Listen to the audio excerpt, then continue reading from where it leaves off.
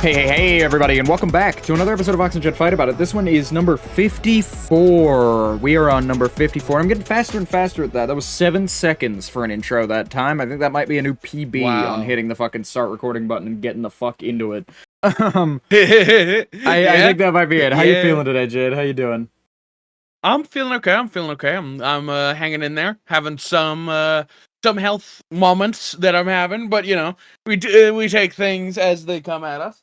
Yep. Mainly just stomach issues, not anything serious. We talked about Jed's health updates for the most part on the pre-show, so you can tune into that and check out more Jed health updates in the meantime. But I'm doing pretty good personally. We didn't get a lot into how I'm doing, but I'm doing pretty good. I'm having an all right day. I'm having a push it forward kind of day. I'm just happy to be working. You know, I'm happy to be doing something. Yeah. I'm so my schedule's so empty these days that I'm happy to like be sitting down and making something. I've been assembling some topics for us here today. I mentioned on the pre-show, what the hell are we going to talk about this week? I think I figured it out during like the bathroom break we took between the pre-show and now. Because I forgot that like 4 billion things happened between last night and today. Comparative to normal. We were talking about how there was so little that happened this week on the pre-show, so it's pretty funny. I'm actually glad we like pushed recording back a good ways to tomorrow instead of the day of on Thursday, because like now that we're on a Friday recording, dude, there's so much shit to talk about in the last like 24 hours that we wouldn't have had. Well, shit. Who'd have guessed? Like our personal laziness has brought a better show. What a great thing. Poor hosts finally paid off. It only took 54 episodes. Amazing. But shall I get us into one of these topics? Shall I? Yeah, go ahead. Because there's something I desperately want to talk about that I think will be a very fun topic that it really, by all means, ought not to be a fucking topic for the start of the show. You want to talk about Holey Moley? This weird golfing wipeout show we found? You want to have a talk about Holey Moley? Yeah, so... Yeah, tell the people about Holey Moley real quick, because... Tell them how we found it. Last night, we were doing what we do occasionally, which is get inebriated via THC edibles. Meet our friend Eddie, and get up to some stuff throughout the night, and that usually includes like scrolling a streaming service. And this time, we found something. We were scrolling on Netflix, and I scroll down, and I find something called Holey Moley, and I'm like, what the fuck is this? There are 4 seasons of it. The host was, what was it? Ben... It was Ron something Rigler? Weird. Ron Rigler, yeah. I think he was Ron. Rigler. I don't remember if that's his first name, but I remember his last name being Rigler for sure. Yeah. Yeah. Because the first thing they show, because we started on the latest season, because I think that's all they had on Netflix at the time. But no, that's just where it chose to start us. Oh, I didn't see a drop down on the season marker, so I just assumed it was just the one. Because sometimes they will do that for those kind of shows where it's not narrative-based, where it's like, yeah, we just have like the 5th season, here you go. But like the season starts with him pulling into a parking spot and like having the license plate Rigler immediately right in front of you, and it's like, why the I like had a moment before I knew his name. I was like, why the hell? Who is this fucking guy? You know? What the fuck is a Rigler? And learning that was his surname just fucking completely threw me, dude. Holy shit. Sorry about that. I bumped my space bar just a second ago and paused the fucking recording. My bad, everybody. Oh. So, like, you got, like, a cutoff on that sentence, so have fun. I'll try and edit around that. Full transparency, I don't think I fucking can with how that happened, but I'm tabbed out of OBS well, nonetheless. But Rigler. Ron Rigler. Fucking Rigler. Ron Rigler of Holey Moley. So, Holey Moley is a show where they have people come on, a set of contestants, and it's a horseshit set of contestants, but I'll let Jed have that, because that's, like, his fucking point. But it's a show where people come on and they hit mini golf balls across an obstacle course into like a hole, and they try to like land a fucking hole in as few strokes as possible, and then they basically have to do the wipeout course around the mini golf course to get to their ball on the other side on the green, and then get it in on the green. And it's like And for like if you take a fall, you take like penalty strikes on your fucking or penalty strokes on your score and shit.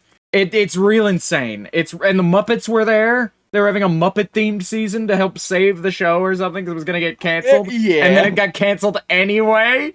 Or just not even canceled, just not not like renewed. Back. Yeah. Like they were trying to save the show from falling into obscurity, which is an insane plot line. That is an insane plot line to be doing when your show might actually not be on for another season. Like writing that plot line knowing full well that you might have to say that, well, our host failed, everybody. This is the end of the show, and it's his fucking fault. You know? Yeah, it just makes it reframes reframes the whole thing as them just bullying the main host of the show nonstop. And then fucking like and then he's the only one actually trying to hold this sinking ship up at all or gives a shit because he's the only one in the like save the show segments.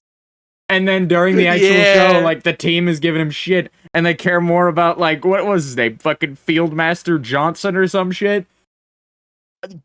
Course Marshal Joe. Course Marshal I thought Joe. he was an Yeah, like he's the goddamn groundskeeper. He looks like a boom operator standing there with his clipboard. Yeah. And his little hat. He and his stands vest. with a clipboard like next to them. He doesn't say anything. He doesn't move. He just stands there looking at the clipboard. And I was like, who the fuck? Out of the water when they fall. Who's AV guy didn't give him like a shroud so he wouldn't be seen by the fucking camera, dude. Step behind a light post or something. What are you doing? Yeah. Yeah. But yeah. And so it's this Wipeout golf. And the episode that we watched was I think it was episode like 3 of season 4 or something.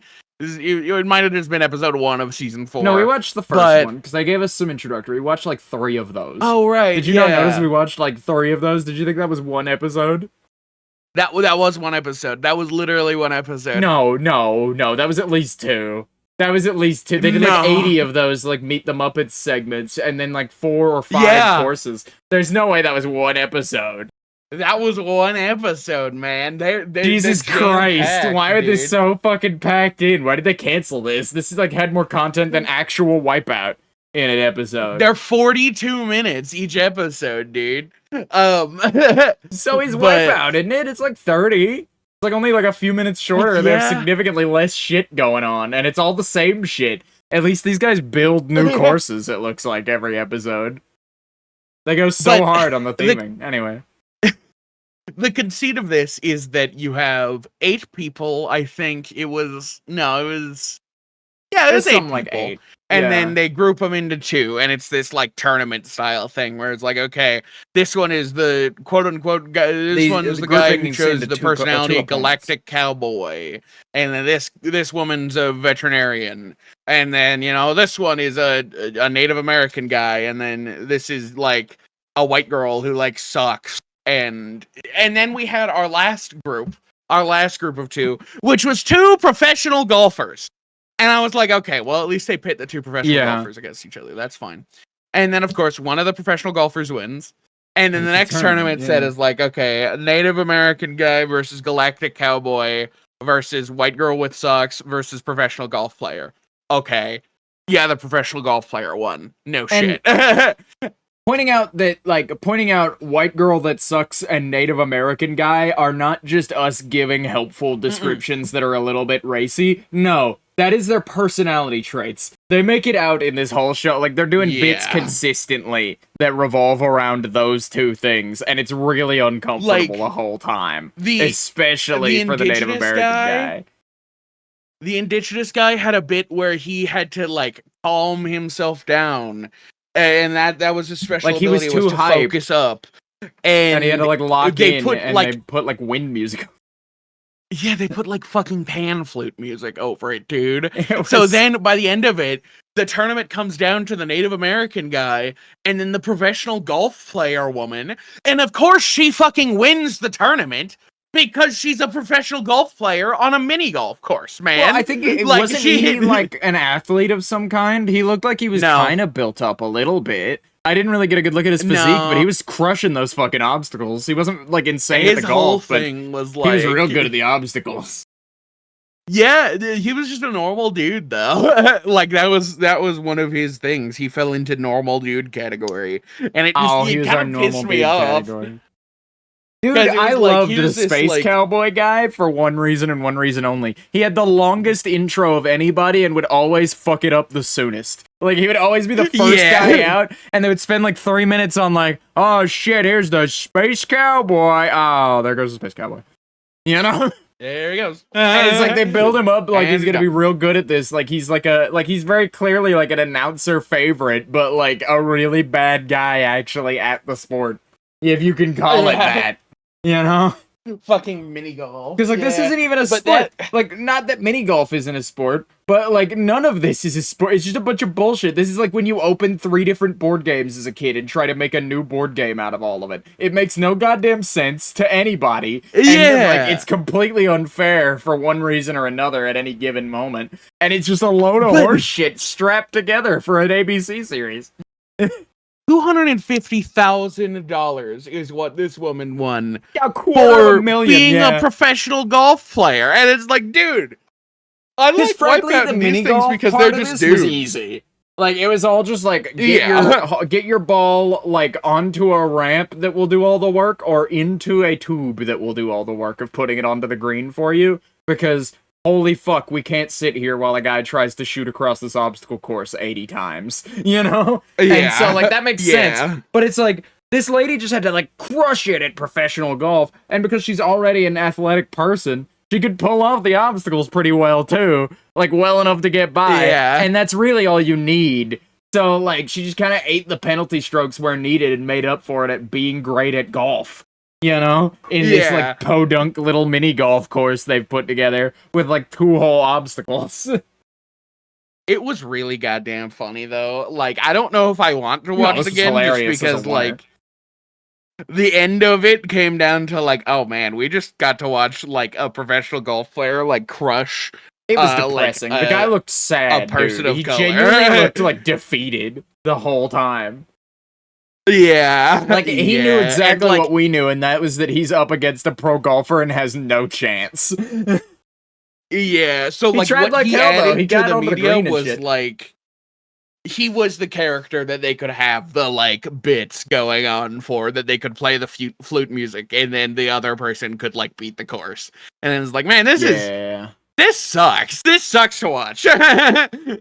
It's like, watching Wipeout is one thing, because they kind of skirt that line a little bit, because like, ooh, you know, but like, then they always subvert it in a way where it's like, oh no, they're not talking about that at all. It's actually me who went there, fuck. You know, I assumed they were gonna go there, because this is like a trashy, like, reality show, or not reality, competition show, from the 2000s, so I thought they would go there.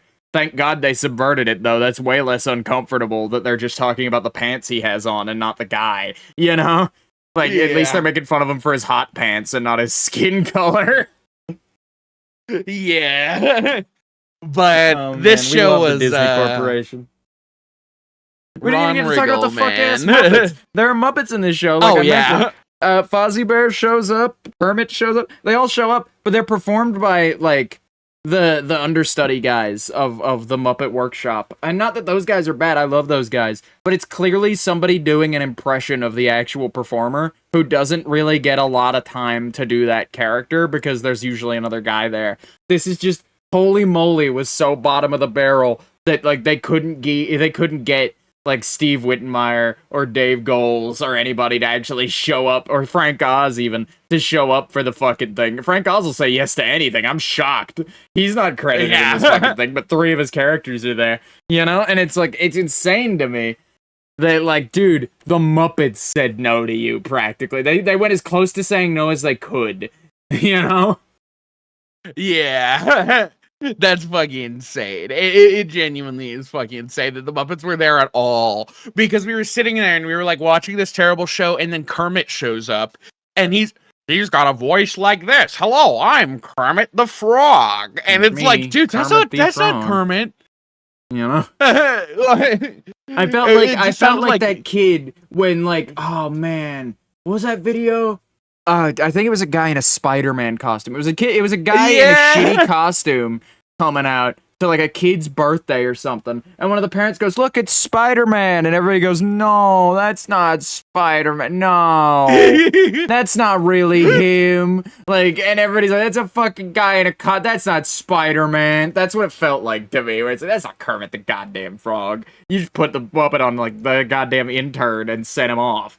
You know? Yeah. Yeah, we just gave the Muppet to whoever was willing to, like, vaguely do a voice for it. Which is fucking funny, because it's like, dude, Ron Riggle had to sit there and be like, yeah, this show that I'm hired on, we're doing a plot line where I have to try to save the show that's currently going under because it sucks ass. I hate doing it, but the Muppets are here. Hey, these aren't the Muppets, man. These aren't the fucking Muppets. God damn it. Why am I working on this show anymore, dude? I think they would have gotten like, to season 5 if they had gotten the real Muppets. That's all I'm saying. If they could have done the yeah. extra legwork to get to get Frank Oz to actually even show up and do like a waka waka and just fucking pull the hat off for 1 second, yeah, they would have got it.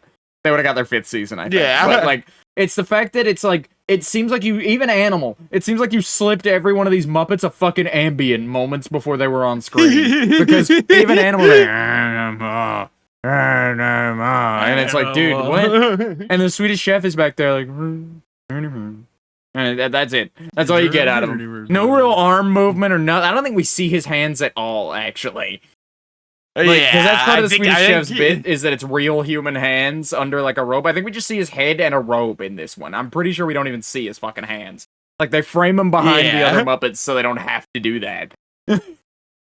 Yeah. Oh, man. What a fucking terrible show, though, honestly. Yeah. It was a fun watch. It was like, I could, if this were just, it's inoffensive in that, like, if I saw this on like a Thursday afternoon at Grandma's because she left ABC on, yeah, I'd sit and watch it. I'd sit and watch that shit, sure. Good God. But like, holy any shit. other setting, I don't see why you would. Holy shit, what's up? No, I just considered a story that we haven't been able to talk about, or we haven't talked about on the show yet, I don't think. And this kind of lines up pretty good. No. Because like it's one of these shows where it's like, yeah, fuck it, turn on the TV. So on the Atlanta trip, I don't know if you remember this. Oh boy, we get to our Airbnb and we're like, what do we, man? It's the TV. It's got cable. None of us fucking watch cable. What is this? This is the Game Show Network. What's on? Sure.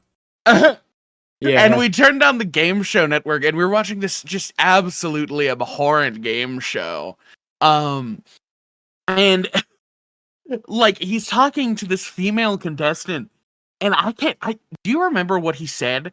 Because I think it's worse than anything I could like come up with to remember right now. Because it was like everybody in the room, we were all like on our phones. I can't remember. Cooking.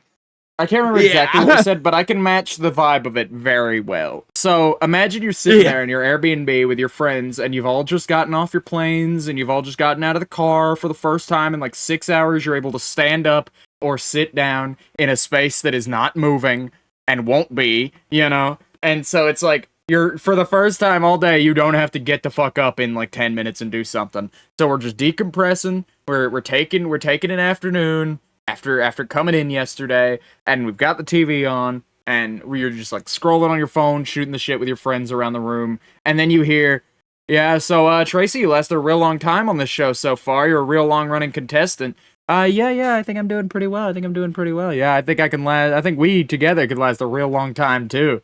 And then he moves on, and then the show just keeps going. They awkwardly chuckle, and the show moves on. Would you say that's like an accurate description of the vibe of what? Pretty much. He pretty much did say like something along the lines. Like, he said like, something that like I would ask the HR department about. Time, and it's like I would ask the HR department about that after the taping. Genuinely, I'm just like, hey, is that okay that he did that? Can I do anything about this? Is somebody I could report this to? That like we all fucking like took away from what we were doing individually, and all just went like, what? What? Like an Italian household experiencing a dish being dropped, we all in unison just about it. Yeah. Oh man. Sorry, I just remembered that story, and it fit into that like Yeah, something you put on in the background when you come to like a fucking hotel or something. And it's always the weirdest shit, man. The worst part, I have no clue who that host was. Most game show No, me hosts are neither. like I don't know what game around show we were elsewhere. watching. I don't know what host we were watching. It's a game show network, so it was like called Spin the Wheel or something like that. Like yeah, that was almost the name of the show. generic. It was some generic shit where it's like he might as well be named John Game Show for all the good it would do to help us find him. You know? Mm-hmm. Yeah, it was such like a fucking disaster coming in on that. I think we continued watching it though because it was like, what? Oh, well, what else are we you gonna do? Change the channel. It went straight to commercial after that, and we just talked about it through the commercial break, and it came back, and we were like, well, we gotta see how this train wreck goes. And so we were all kind of locked in, at least on my end. I was kind of paying attention from that point forward to like, is there gonna be another one? Is he gonna go for a second one? I don't think he did. If I remember correctly, the rest of the episode goes off without another one of those. But like, he's still kind of weird when he mentions or speaks to that female contestant for the rest of the time. And so it's just like, dude, what did we just witness? What the fuck did we just find? Because it's like needle in a haystack where it's like, dude, if you weren't paying any attention, like, I'm sure there are like 10 whole people who have the Game Show Network on 24/7 as their background channel. Yeah. And like, I'm certain none of them heard that shit. I'm pretty sure we were the only people on Earth consciously listening to that happen that weren't there in the room when it happened. You know the funny thing? This was Atlanta on like a couple years ago. We could probably find what was airing that day. You could like probably track down what was airing on the Game Show Network on, what was it, Tuesday the 13th of 2023? Something like that. Something like that. You could probably find it. It wouldn't be that tough. But either way, fuck, man, you're right. That was a story that fit in. You really scared me for a minute because you were like, I'm about to tell a story we haven't told on the show. And I was like, oh, man, I've been pretty flying loose with personal details on the show lately without, like, checking first. I hope I'm not about to get checked back real quick. You know? Oh, no. No, it was just, that was one of those stories that, like, would have been a show topic had it ever come up, you know? And it did, which is fun. But, oh, goodness, fucking holy moly. Holy moly. Go watch dude. that What show. An opening topic. Yeah, if you want to, go fucking watch Holy Moly. It's on Netflix. About Holy Moly for 20 fucking minutes. I'm not kidding. Yeah, man, I know. I'm not joking. That's the worst part about this show. Longer even, because my recording timer reset after I paused. So I genuinely don't know. I'm off by a minute or two. So we talked about it for maybe even 25 minutes for all I know. Jesus, that's what's so depressing about doing a timed show like this with a timer on screen is you get to face the reality of like we were on that shit for like almost half an hour. Like almost the runtime of the episode again talking about it. At least half. Yeah. But either way, you wanna give us a topic? Let's see if you can one up that. Can you do better than Holy Moly? Yeah, I definitely can, actually. Another thing that we watched 2 nights ago was a movie that came out, I think it came out this year, called Piece by Piece. It did come out this year. Yeah, it was a documentary about Pharrell Williams, made entirely like the Lego movie. Yeah, I know, I've been calling him Will Ferrell accidentally, like every goddamn time, because my brain for some reason just takes the Will and the like Ferrell and turns it into like Ferrell or Pharrell, and just like it just mashes it in my brain.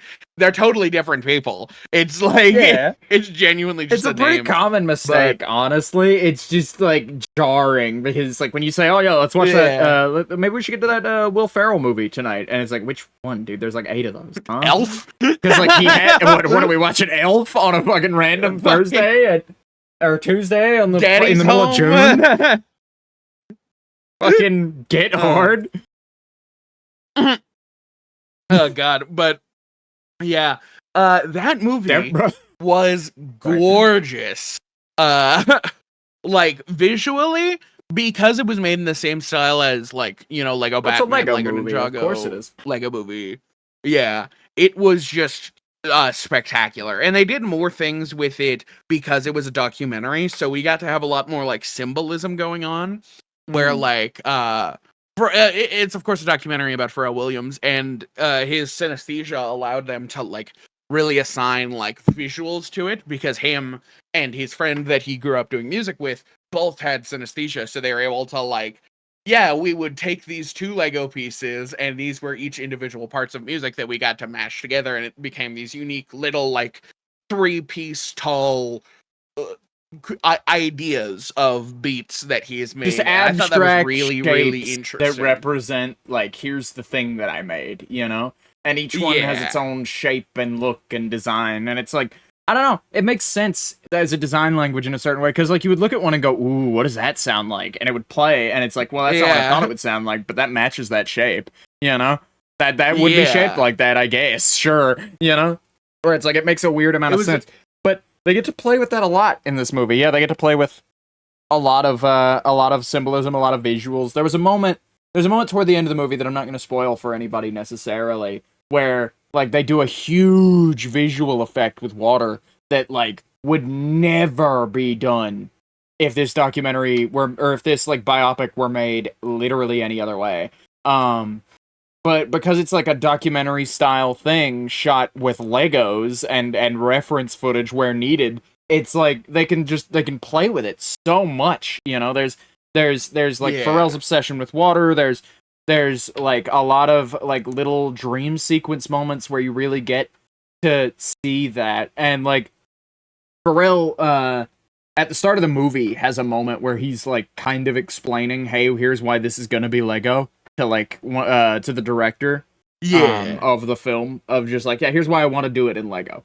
Here's why that's the medium I want for that. It's because I feel it best matches the visuality of my story creatively. And like, honestly, having seen it, I can't disagree with that there would be, like, I don't think there's a better artist necessarily that you could have done this for. Like, out of all the artists, because you started the movie by saying that, like, I wish you could have more than one of these. There's no way that they're ever going to make another movie quite like this, and I wish it were about somebody that, like, I liked a lot more. You know, I wish I could have one for my favorite artist, and then there could be one for my top 10, and there could be one for, like, a bunch of different artists in a bunch of different styles, because there was a lot of potential in Lego and that sort of format. Yeah. But the truth of the matter is, there's no way Lego, like, the Lego movie branch is going to get into just making biopics and I think biopics for celebrities, but I think this is genuinely, if it were any celebrity, I'd like to turn what you said on its head and say that if there were any celebrity, I'm glad it was him. I don't think there's a more fitting celebrity than Pharrell Williams for this particular That was medium. The conclusion I came to, was that, first of all, if they were to do any documentaries like this again, I think it would kill part of the point of it, because, like, the whole point of it being in Lego is that Pharrell Williams was like, fuck it, I don't want it to be, you know, just a regular biopic. I want it to be in Lego. Like, that was his choice, and it was his decision, and everybody looked at him like he was fucking crazy, and he's the one who made it, so he deserves to have it more than anything. Like, even though that it's like, man, this is visually impressive, and it would be, like, cool to have an alternate universe where we had, like, something about an artist that I knew more about, I could never have it any other way, just because, like, this is his decision. That's like saying, man, I wish we had, like, fucking I wish we had Freddie Mercury saying Elton John songs, where it's like, no, this is Elton John's thing. And Freddie Mercury has his own shit, but, you know, this is Elton John's. So yeah, I don't know. I really enjoyed the movie, especially as someone who doesn't know very much about Pharrell Williams. In fact, the only thing that I knew about him was Happy. And I thought that he was like, it was weird because he just seemed to, like, appear in my, like, public consciousness one day. It was just like, all right, he's here and he's fucking everywhere. Jesus Christ. You know? And I do think that was interesting because they didn't actually talk about it very much.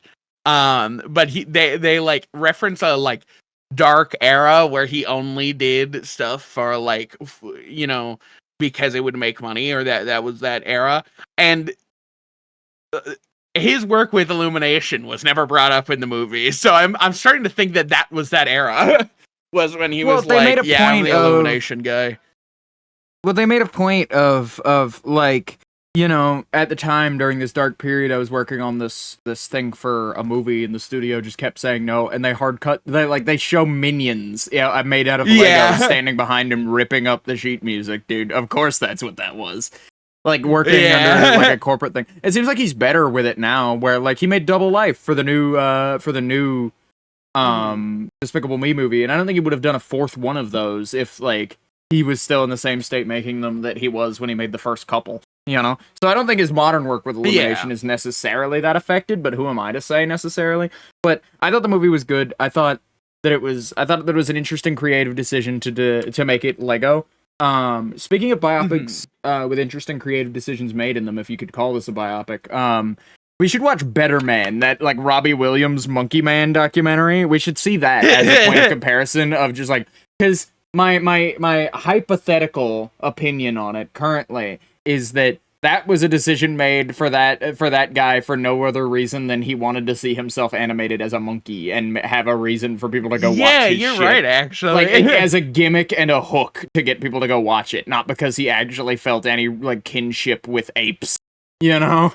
Yeah. But, like, maybe I'm wrong in that. Maybe actually watching the movie and gaining a better opinion on it would allow me to do that. Well, of course he said that. Who wouldn't say that in the marketing, you know? But, like, you know, I'm not saying that invalidates it. Maybe what he said is true, and that he does actually give a shit about being like a monkey. Planet of the Apes character. You know, maybe he gives a shit about his Planet of the Apes OC to that degree. Maybe not. I don't know. But it just feels kind of like shoddily done to be immediately. It feels like for that movie to come out and then the Pharrell Williams. They feel like a fucking solid Liquid Snake situation, yeah. Where it's like one is good and one is not so good, you know? But they're the same concept. One's all the good aspect and one is all the bad aspects of the concept, yeah. Also, apparently in the UK, like, I guess he could be kind of like the UK's version of Pharrell Williams with how much they fucking hyped him up, dude. Our guy is so much like... Yeah, man. Oh my god, yeah. Are you serious? Dude, are you serious? Yeah. Like, dude, man, I feel so bad because there's some aspects of British. That guy. There's like, I don't think he is there Pharrell necessarily. And Europe gave us Daft Punk. Let's be kind. Let's be kind here. Daft Punk. I think there's a lot to appreciate in British culture. I'm not sure that many of their musicians are it. Actually, they have some good musicians. But they have some really good actors. Actually, like, and they've got some of the best musicians: Freddie Mercury, Elton John. Yeah, Billy but who Joel, they got now? Wait, Billy Joel? Yeah, no, Billy Joel. I don't know about Billy Joel's like American. I think he's a dude. Yeah, I think he's a dude, implying that like Europeans are their own like gender between. Where it's like you're either a normal guy or you're from the UK. That's it. Yeah, not just Europeans, British people. Like even let's narrow it down. Yeah. Let's fully lean in here. You're either normal or you're British. You're either normal or you're British. Yeah. No, but yeah, I can't think of any modern British artists, that are like really, really up there right now. The British punk scene was alright, wasn't it? British punk scene was huge. British punk scene like was the scene, but that was the 70s, you know. And now British again, punk yeah. What do they have now? Yeah, Britain's not offering a lot of greats right now. I'm sure there are a bunch of artists who are British that I'm just not thinking of. But there's a lot to appreciate about British culture. I think we got them beat on music 9 times out of 10. But like that's Harry Styles, I think, is British. Harry Styles is British. Yeah, One Direction are British. You didn't know that? Man, you are younger than me, huh? By just a touch. Yeah, I guess so. Damn. You remember a time on the internet where everybody wanted to, like, kill Justin Bieber with their bare hands? Pretty collectively? Yeah, no, I do remember that. Okay, alright. I do remember that. Okay. We're not that... I was pretty young those two facts aren't that you know. far separated. Well, I was pretty young for that, too, but, you know. Yeah. Still. But yeah, no, Piece by Piece was really good. It's on Netflix now. If you haven't seen it, I highly recommend sitting down on like a night and just giving it a watch at some point. Like if you want a visual spectacle and an interesting anecdotal tale, this is where you find it. Like this is absolutely where you would find those two things in the form of a movie. Especially with like if you look at his discography and you go through it and you go like, holy shit, some of these songs that they do talk about in the movie, how the fuck did they talk about these in the fucking Lego movie, dude? What? How did they get away with this? And they actually do it in a fun way. They bring it up. It's the most PG-13 PG movie I've ever seen. I will say that. We ride that line closer than that line has ever been ridden before in terms of, like, the stuff we had to talk about in this movie out of necessity that, like, we have to kind of skim past a little bit for the sake of this is a Lego movie. Yeah. You know? Yeah, exactly. But oh man, I had a really great time with that. Do you have any points that you'd like to take us to from that? I'd like to take us from Pharrell Williams to Bruno Mars to talk about Fortnite a little bit and the current season of Fortnite Festival and some other things therein. I'm having a pretty good time with it. Last we talked about Fortnite, I think we were mentioning that we were kind of waning on it on the show. I think that's the last time we mentioned. We might not have even mentioned that. But I've honestly, like, instead of just playing regular game modes, they released Blitz recently, and I've been having a lot of fun playing that. Fortnite Festival is still good. I just need to not play for 7 hours a day. And then, like, not that that was ever the count, but it was a ridiculous amount of time. But, like, that, and, like, honestly, just cutting zero build, and getting into creative has been a lot of fun. Doing some creative shit has been alright. With the very little of it that we've done, just funny bumabouts. We've done a little bit of Lego, and that's been pretty cool. But, yeah, do you have any thoughts on our updated Fortnite segment? Because I have more shit to say about Fortnite on our updated that we can get Fortnite into. Segment. We last night, or like the last couple of nights, we were like, okay, we're kind of done with Fortnite. We're literally just getting in it to like bum around and have a time with Fortnite Festival. And then everybody showed up because like our friends really do like Fortnite and they get like way more into shooters. Like opening a tin of tuna, you know, like a household full of cats. Yeah. You can't expect to be alone for very long once you do, you know? But everybody shows up, and I'm like, "Fuck, what fucking custom game modes are there? Those give us XP. They could fit everybody. Is that fucking Gmod with the Fortnite logo in it? Yeah, that's funny." And I took it to fucking what was it? GM Construct, I think. Yeah, it was GM Construct in Fortnite, and that was some of the most fun that we've had with Fortnite in a good while, because we literally just like, it's a room full of literally every gun that's ever been in the game, and then like GM Construct. And so you just get to like bum around, shoot shit, spawn in things, fuck around, drive cars, shoot each other, go into the dark room, do Fortnite dances. It's just silly fuckabouts. It's allowed for some good silly fuckabouts. I feel like I may or may not have shared a tradition that we all partake in, but I don't think anybody but me really has a name for, in Murder Car. Murder Car is a good time. Yeah. Murder Car is a real good time. Because Murder Car is that inevitable moment you have in, like, fuck around sandbox games where you're like, man, there are vehicles, I'm gonna get in one and just fuck shit up for a few minutes until the vehicle, like, explodes on me. You know? And so I started just calling that Murder Car under every circumstance. We ended up coming to like an actual game with it, where you and Basil found hoverboards and I set up this Murder Car. So like you guys had better mobility than me, and it was actually a really fun time. I bet it would be great as a 2-on-2 with somebody on like the gun turret on the car. And just like the two hoverboards and having a time. It's pretty recreatable in most games really too. Fun. Like hell, you could do that in Halo. You know? You could get two guys on fucking... You can get two guys on ghosts on fucking mongooses, and then a fucking warthog and 2-on-2 and have that. Yeah, that would be a hell of a time. Halo has also been something that we've been getting back into. Just because we've been getting back into with Red versus Blue. Yeah. Wait, Fortnite. Fuck, Fortnite. Hold on, I got more to say. Fortnite, right? Yeah. There's a news topic about Fortnite. Hear ye. We'll talk about Halo in a minute, though. I swear. Hear ye. Fortnite. Well, get on your soapbox. Come on. Fortnite raised, dude. So did you know that Fortnite has a minimum number of players per lobby, and then it just fills the rest with bots? Yeah. Like if it just can't fill the rest of it, as long as there are 25 players was the number. 25? Really? No wonder. A fourth of the squad, and that's for like minimum. That's for like if you're way too bad or way too good at the game and can't get into a lobby full of people, and so they just like have to stack bots. So that's why we got a lot of bots before the matchmaking like kicked in and finally like started leveling us in, and we've been getting less and less.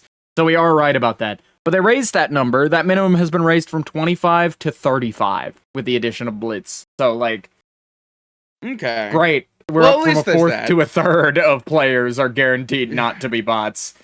Which makes this game seem pretty dead for the state that it's in. Because honestly, like, just playing it, it seems like Fortnite is in a pretty good spot right now, honestly. In terms of, like, features and shit to do. So, when I was a wee baby lad in the year of 2018, when this game was very fresh and new, and we didn't have very many bots in it at all, just because, like, that, you know, when you have an early game like that, you don't want any of it to be bots. Matchmaking would take, like, 20 minutes sometimes if it was a bad day, because matches take such a long time. It's hard to rotate in enough people in the server region that you're in that amount of time. So I think it's literally just because they have too many people in the game at a time that they can't possibly fill it that fast. They want people to be able to get in and out of lobbies quicker. So I think they've set like a bare minimum time, is what they've done. Maybe so. Yeah, it's a weird decision to choose that for your company. Is like, yeah, we have bots in our online multiplayer game, but we kind of have. I guess to, all but like 50% or more is kind of a lot per game. You know? Yeah. Especially because like a lot of those bots end up just killing each other throughout the map. They aren't very good at the game, so they just sit wherever they spawn in and fight. Yeah. And they don't move around at all. Like, you can tell what's a bot via, like, are they jumping around and shit? No, they're crouching. Why are they crouching? That's not the meta of this game. The meta of this game is when you get close enough, you're jumping. Oh, those are bots. Yeah, like, that's the thing. But Fortnite, 35 people is... That makes a lot of sense, because by the time that we hit about 30 people, that's when it becomes difficult. That's when it becomes like, okay, we're playing the game now. Yeah, the fat has been trimmed. We can get on with it now. But the number is 35 now, with, like, hopefully hopes to raise that in the future, but I digress. We've been getting into Halo recently because we've been getting into Red versus Blue recently. That's what you were saying, right? Yeah, we talked about it a little bit last episode. Did we? We have now, yeah, we did, just a touch. I think last time we were so much happens just in a week getting these introduced days. to like the freelancers and things like that. I'm pretty sure. Oh, and we just wrapped the freelancer arc in season 10. Yeah, we just wrapped with season 10. I think we were on like season 6 last time. And holy shit, story has really fucking progressed, like, a lot in that show. Yeah. And apparently, sadly, I've been, like, informed that, yeah, you just watch about as good as it gets. And I watched about as good as it gets for the fight scenes. You watched about as good as it gets for the fight scenes and story. They tell more stories that are equally as interesting, but, like, that's just the end of this, like... That's the end of this era of the show. It's not going to be big cinematic fight scenes anymore quite so often. You'll get 1 or 2 of those a season now, as opposed to 5 or 6, and they won't be... They'll be more fun because there's less of them, because honestly, there's a certain point where it's like, okay, we're doing another text fight. I'm looking down at my phone. I don't care. You know, I've seen this like 5 or 6 times now. I'm good. You know? But, like, they're all cool scenes, and they all have cool shit going on, so it's, like, looking up is rewarded. And I don't know, I feel very good about where we're at in the show, and I can't... It's made me even more excited to get to the stuff we're about to get to, because now you've seen pretty much all the, like, groundwork of, like, now we can just enjoy this together, basically, because we're getting onto the stuff that I've only seen, like, once or twice, you know? Yeah. Yeah, one of the interesting things about it, in at least the way that they animate fight scenes... word for word, because I need to tell you, like real quick. The Blood Gulch Chronicles, I could relay the Blood Gulch Chronicles to you word for word these days. Like it's genuinely so in my head that like rewatching that is like, yeah, I get to laugh at these bits and share them with my friends because I make these bits all the time anyway because I just know them. Yeah. You know, back to front, fucking triangle, fucking triangle of strategy, fucking parabola of mystery. I don't care. You know, whole bits. Yeah. Entirety of them, yeah. But I'm trying to think with where we're at in the series, what can we talk about a ton? Yeah. How do you feel about Project I was going to talk Freelancer about as like a faction, because this is like the show's new faction, like their fan faction for the big war that's going on in Halo, you know? Yeah. I think it's pretty cool. I like the freelancers. A lot of the freelance saga was interesting just because of how they decided to animate it. Where it's like, don't get me wrong, I've seen, Master Chief in several fan animations start kicking some ass. Yeah. And my favorite thing about Master Chief kicking ass is that he's a tank. He's a walking tank in everything he does. I played the intro of Halo Infinite when he like fucking gets like thrown out of a ship and shit, and he is weighty. He slams into things. Heavy guy, he punches shit and he guns shit down. And the freelancers and all of the Spartans in this are much more like almost like Splitgate characters. And they play like the multiplayer does. Yeah, they're like built on like the movement and shit that you could get in Halo multiplayer, which has to be a lot more flowy and a lot less weighty for the sake of like fair and fast gameplay. Which means we get to see like, because you complained about it. You were talking about it the first time anything animated came up, because they had like they did a sort of thing where it wasn't a super competent fight really on anybody's side. Yeah. And so everything felt a lot more weighty than it does naturally in the show. And so like you were like, oh thank Christ. I hate it when they animate this shit and it's just like mocapped or something and they have just no weight to them whatsoever. Like they're wearing fucking cosplay plastic suits. This shit sucks. You know? I'm so glad this show doesn't do that. And then I immediately got a mental flash forward of all the times we see Carolina do like kick flips and shit in like a ton of armor. You know? So I don't mind that as and much. And so, like, I was like, "Oh, Jed's gonna hate that the weight of impact."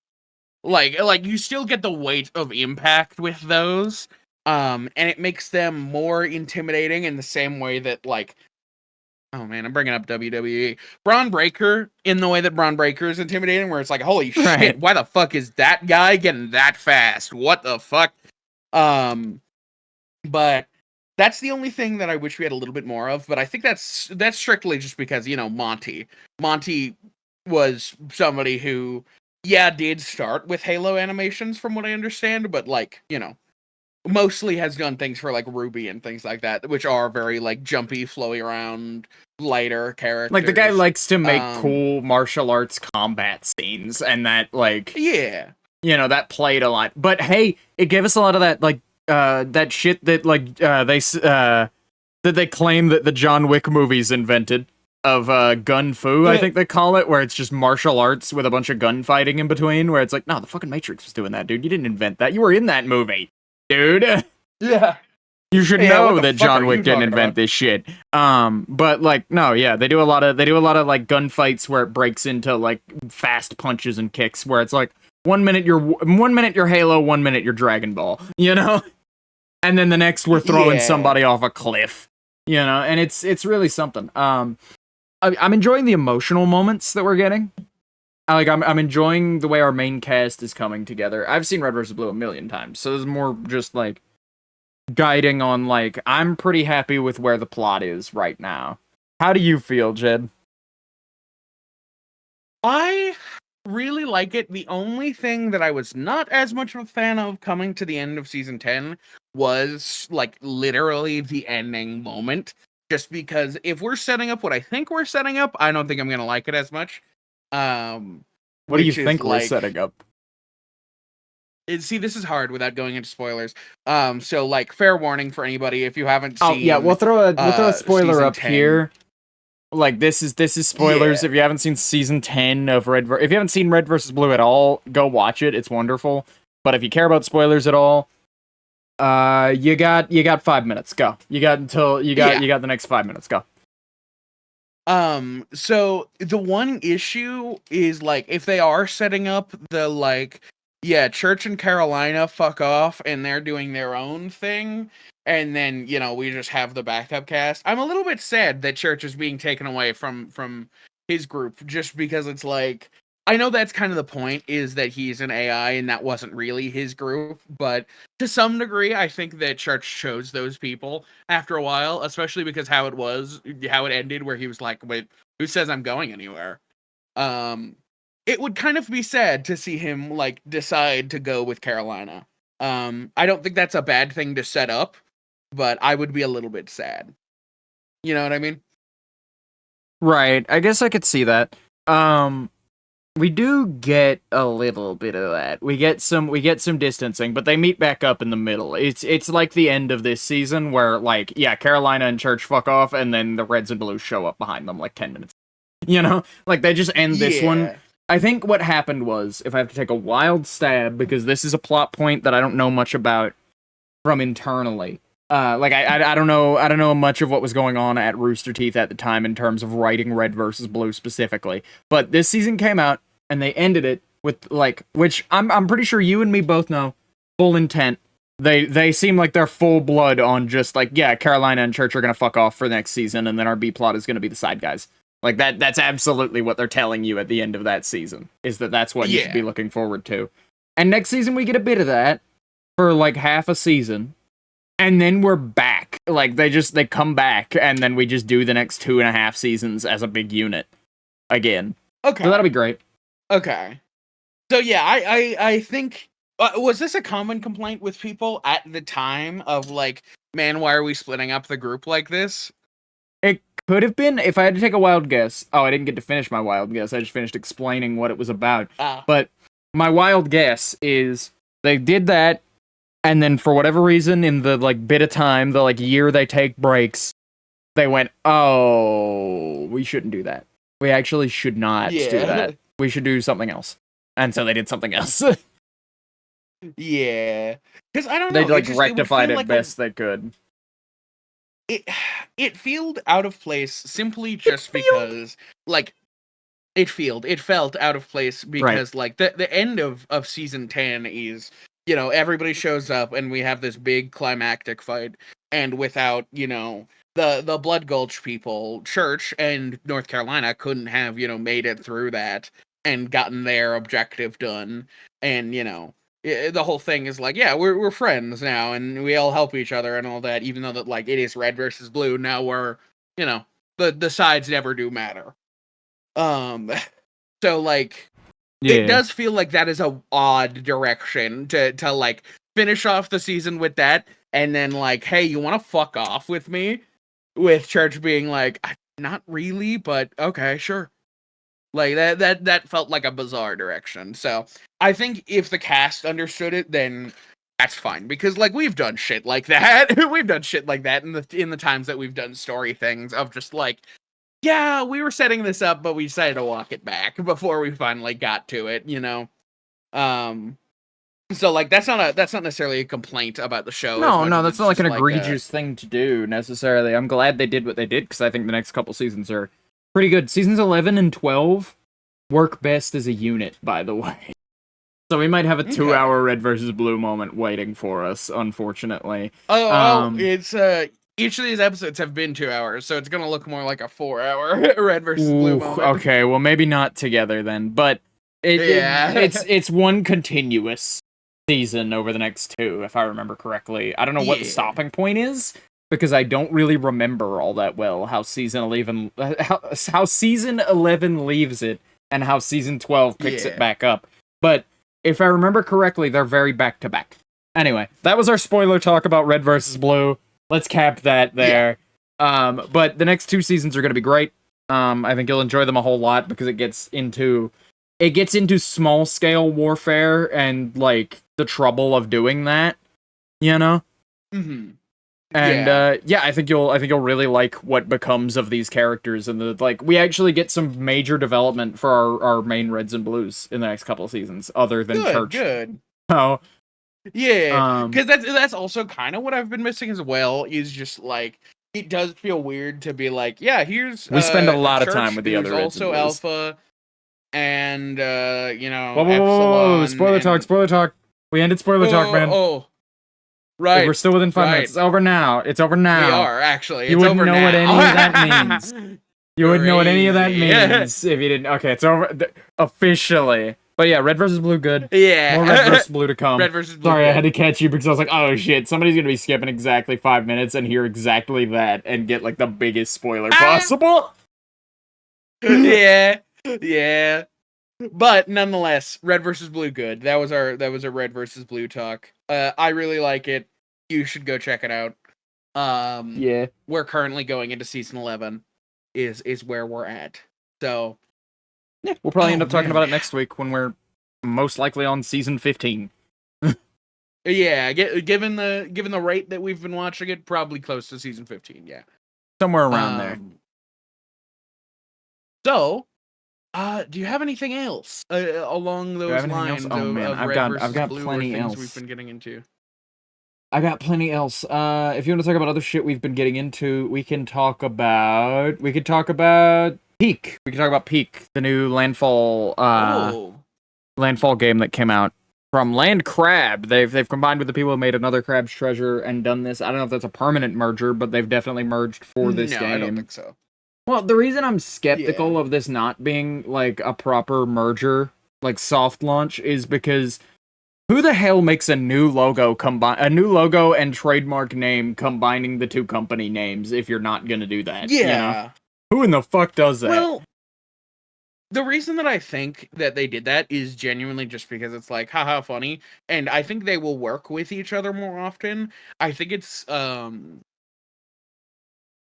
if I had to guess, it's because Landfall probably is like they're settling into something else, some other project, and what's it called? Aggro Crab probably went to them and was like, "Hey, we're interested in this thing. Would you like to help us out with it?" So now it's kind of like I don't know, like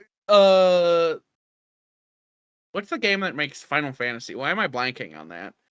Square Enix. They did combine. Square Enix. That's a bad example because they are merged. That is one company. There is no Square. There is no Enix anymore. Oh yeah, no. Square Enix. Yeah, I just mean that Square Enix now also has like this is Square Enix Europe and this is Square Enix this, and they have little like sub companies. So I wouldn't be surprised if this Land Crab is like a quote unquote sub name they have for themselves for when they work together, if they plan on doing it more often. Would be my guess. But if it is a permanent merger, that would be pretty fucking bizarre. It would be really out of left field. Nah, yeah, it would be pretty bizarre and out of left field. I just like I don't know. They're putting a lot of marketing together for this, and like this is a pretty big game for the two of them. I worry very deeply about Peak. I like Peak a lot. Let's actually talk about the game a little bit. So Peak is a game about mountain climbing using Landfall's physics system, and so you can surmise why that's fun. Because every other Landfall game usually involves like hitting the jump button at a wall for an hour anyway, out of just like pure funny curiosity. So like this time they've designed around that, and it is really fun. I have a really fun time with Peak's climbing mechanics. I think they're probably the best climbing mechanics in a game, in my opinion. Like in terms of like all-round usability and like feeling like you're climbing. Yeah, you really gotta knuckle down on that fucking left click and A key on your keyboard to get off to the side, you know? But like, you know, they do a good job of building it. It's a game about climbing a mountain. That's why it's called that. We have a good time with it. We've been climbing some mountains. We haven't made it up one yet. We've been earning our badges because you play as like little scouts on their way up the mountain to the campfire. But the mountain changes every day. That's what's the good part about it. Of like, you get a new mountain every single day from Landfall. I assume it's randomly generated and probably touched up after the fact. But like, who knows how they actually get these? I haven't looked into that in the slightest. But I worry because of this like live service nature of it, Peak is going to be a game that's playable for like a month. That's what I worry about. Yeah, is that it's like, yeah, we're going to have like a month's worth concern. of content, and then they're going to do what they did for Content Warning, where they genuinely just fall off and work on something else instead, and then the game just gets no new content forever, and it's the same, like, yeah, dude, every frame of Peak I've ever seen looks like every other now, for some reason. You know, I don't want to hit that point with it. I'm afraid of that too, and I think that could be why Aggro Crab got involved, is because they wanted, like, to be involved into a landfall game and make one that could, like, last on its own, because that's kind of, to be honest, that is Landfall's nature. That's always been their nature, is, fuck it, we're making tabs today. Yeah, we're making tabs, we got it done, we got about, we did some updates, we got some shit in there. I think we're done with it. What are we making next? Cluster Truck. Alright. And that's just kind of how they operate. So I wouldn't be surprised if Aggro Crab came in and was like, hey, you want to make a game with us? And we'll just continue the development of it afterwards? Because it does definitely feel like the mountains that are there have been play tested before. Like, it feels like there is a route to go up the mountain. Do you think it's somebody's... do you think that's how they do it? They just rando generate a bunch of mountains, and then, like, all right, here we gave it parameters to make them at least the least bit playable. So let's just keep playing mountains as really good Peak players until we get up one, you know? And then if we can manage to get up it makes it into the game. Maybe. Because they've all been possible. They've all been very possible by the looks of them. It's just we've been having a rough time resource managing along with it. I think we just haven't gotten... At least I don't feel like I've gotten the hang of the resource management, because that's my only qualm with this game, is just like, yeah, it's good for the first 30 minutes of climbing, and then you get hungry and have no food on the mountain for the next hour, and then have to just die and eat a bunch of soul damage. Because you had 70 status effects that take up 4/3 of your... that take up like 3/4 of your health bar, or your stamina bar. Yeah. And then you can't fucking climb for more than 2 seconds, so nothing will be climbable unless your friends are with you, which they're not. You know? Because they're also struggling to stay alive and find resources and be okay for the next couple of minutes, you know? I think that's partially a skill issue. I also think it's partially just it is a poor cooperation to some degree with our group, because it always seems like we have, like, every time it feels like, holy fuck, I got branched off from the group and now I'm starving to death and I'm in a cave and Jesus Christ, I'm fighting for my life trying to figure out a rope to get up this 2-meter thing so that I could go up to get a coconut to live. And then you die because you slipped and fell because you have no goddamn health. And you go to your friends, and they've got 6 granola bars and, like, full health and max over stamina and all that. And I'll level with you. The last 3 times that I've died in this game has genuinely been because I've been climbing and struggling up the mountain and stuck in place, because it's like, well, I just have to hunker here and hope either somebody comes across me, or that, like, I see a suitcase while I'm walking at this elevation, you know? And then I hear, like, echoing over the mountain laughs of people having a good time climbing the mountain and go, fuck this, and jump off the mountain. Yeah, like, more than once, too. Of just like, man, that's the only thing I don't like about games like this and Repo, which, by the way, the new Repo update's out. We still gotta get to that. We'll report back on that next week, but that's my problem with these sorts of games, where you get separated and you're just fucked. You don't get to have fun, you know? Yeah. Oh, excuse me. And I think where, like, I think to some degree that's the point of, like, we're supposed to be huddled together. In fact, the game actively punishes you if you're not. But I don't know. I don't know how to deal with it, because that is on my list as well. Is this kind of thing with Repo and everything. I don't know if you want to go into that. Do you have more specifically about Peak? I have more specifically about Peak. I think Peak is really good. I think the levels have been really good.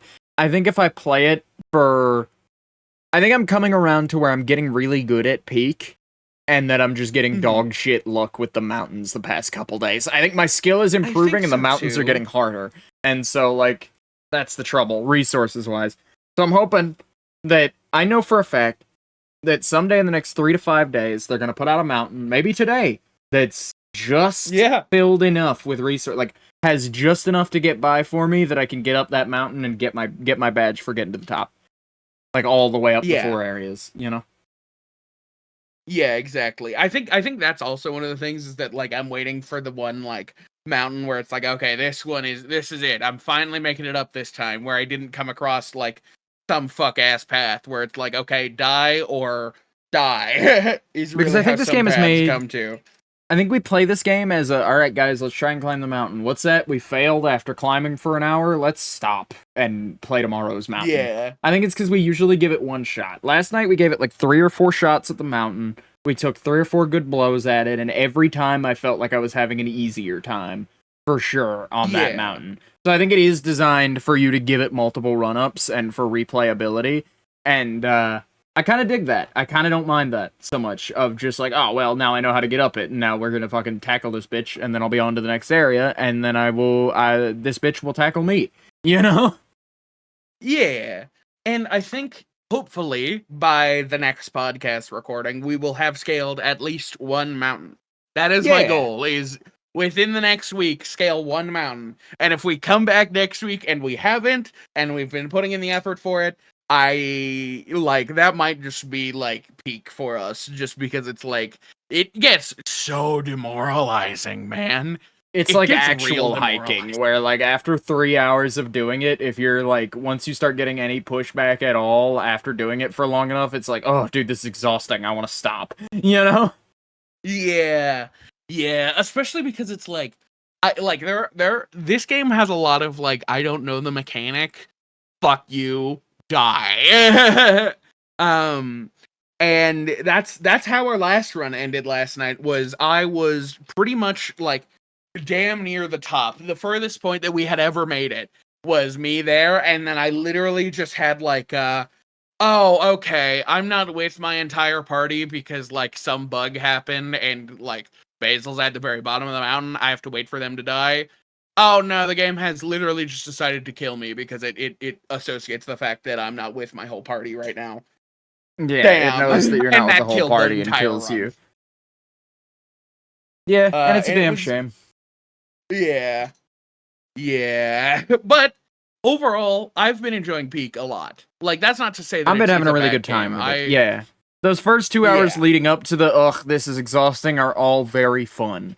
Like, I even have fun with the, shit, I'm wandering around, I got nothing, I need food now. Even, like, that, like, Bear Grylls aspect of it is fun to me, of just like, oh, maybe I'll find something. Because sometimes you do find something. Or you happen across somebody else, and then you're back. Just like that. Yeah. And that's the other thing, is that it's not And you went quite through like hell, Repo, and you got done. where it's like, man, I got my shit pushed in at the beginning of this, and now I'm fucked forever. Like, excuse me. It's not quite like that, because they give you enough materials and shit where you can just like bounce back. Like, medkits actually work instead of being like, hey, you want to spend like 70% of your money on 25 health so that you can like still get one shot. And that's the thing I like about it. But speaking of Repo and things like that, there's been a lot of online discourse about this is the buzzword I was talking about on the pre-show, about friend slop is what people are calling it. I'm familiar, but fill the audience in.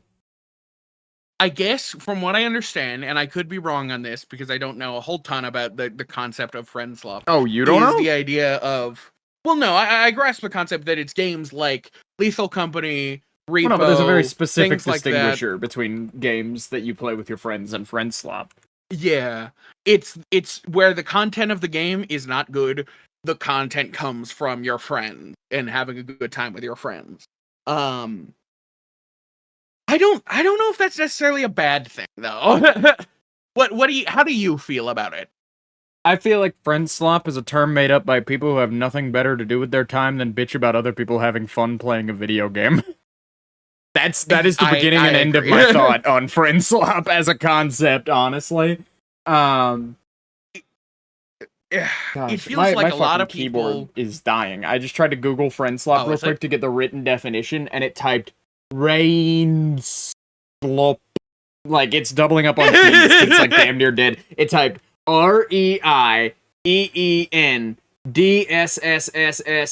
REIEENDSSSSLOPP. Red slope. Rain slop. I got a screenshot of What it, a- but I what a can't pull it funny up for thing. the show. Here, I'm gonna just send it to you then. But I don't know. To me, it just feels like a bunch of people who don't have that close knit of like friends and are like having an issue with it. Because like Among Us is like this. I find games a lot of times there's a lot of merit to games that are just vehicles for having a good time with your friends. Because that's a lot of what everything is, you know? Is playing tag with your friends friend slop? No. Because there's That's no playing tag content with your there, friends. you know? Yeah. Technically, it's Yeah. literally just you and your friends. Like But no, that's how I don't think feel that about it. demerits the game. I think games should be vehicles to have fun. Frankly, Mhm. games can be fun, but multiplayer games you play with your friends should be more like focused on playing them with your friends and having fun with the people around you than they should be focused on this game has to be the best it can possibly be and balanced and fun. Because I find that when developers try to zero in on like, okay, I changed this by 1% and this by 0.1% on the stats, so hopefully the game is more fun now, is like, no, dude, that will never be fun. That has never been fun. You know? Like, If we're you're having here to zero play in fucking variables, repo. yeah. We're here, like, I'm having fun because my friend made me laugh using the physics mechanics. That's it. You know? Exactly. As long as there isn't any, like, And, bullshit game-breaking bug in it, it's fine. Because then it comes to these people who do bring this up. What is friend slop? At what point does something become not friend slop? Is it is It Takes Two friend slop to some degree? Because to enjoy the content at all, you need a friend. Like to have any content at all, you need a friend. I wouldn't say so. Is fucking COD, is that friend slop without any other online players? It's not a game. It's just a shooting range. So the definition for friend slop here, right? The definition for friend slop that I saw on Twitter the other day that I was just going and hunting for again was that friend slop is for multiplayer games that you buy solely because all of your friends already bought it and are having a good time in it. And then anything that isn't that you play with your friends isn't friend slop. So friend slop comes down to games I don't like or wasn't there when the group decided to pick up, and now I'm mad because I'm not involved and want to bitch about it on Twitter. So yes, we are right. All right. Yeah. Yeah. I want to it's beg for post those on Twitter people. because 4 of my closest friends are all having fun playing Repo, and I can't be anything other than a miserable bitch about it because I don't want to spend $5. You know? Yeah, and I think that's the other thing too, is that every single one of these games have been under fucking 20. What do you want us to do, man? You want us to pick up like COD and play COD with you, man? I'm not spending $80 to play a game with you. If you 'Cause come you to know me what with these a people $5 call, game, I'll like- say yeah. People distinguish Jackbox as not friend slop, and I'd argue that's like other than like, you know, That's, like, the like most for the proper friend slop. definition. For the proper definition, I mean, I guess you don't have to buy it. You know, Yeah. anybody can play it anytime for any reason, and its accessibility, I guess, is the difference maker. But if you're broke, just say that. That's fine. Like, and it's not even that. It's like, because from that definition, it's not even like that you know? have to get it to have fun with your friends. It's literally just that I didn't want to buy it, but my friends like, are dude, playing nobody it, so I told you guess I to. will. Nobody told you to. You made that call because I had that moment earlier too. Because I was talking with my husband about it. I was just like, I don't know. I don't feel like I get enough work done because I'm always hanging out with my friends, bullshitting and goofing off. You know, but like bullshitting and goofing off is my choice. I can choose to not come hang out and sit down and get work done if I want to. And thus, on the other token, these people can choose to not play the video game. You know, you don't have to hit the purchase button just because other people did.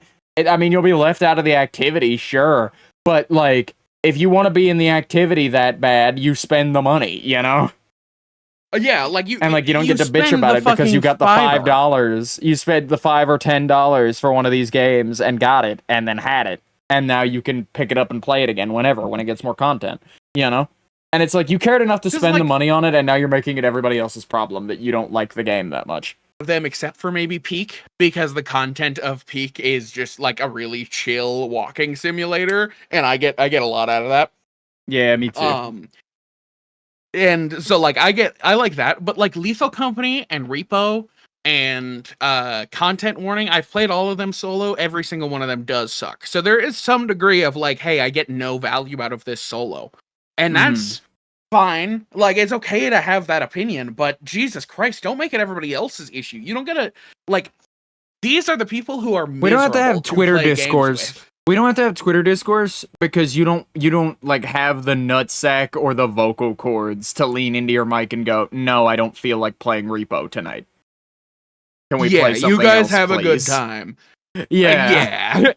Like that's the core of it. Is like that's what it is. That's all it takes. And if you have a decent friend group, they'll go, yeah, sure, we can play something else. What do you want to play?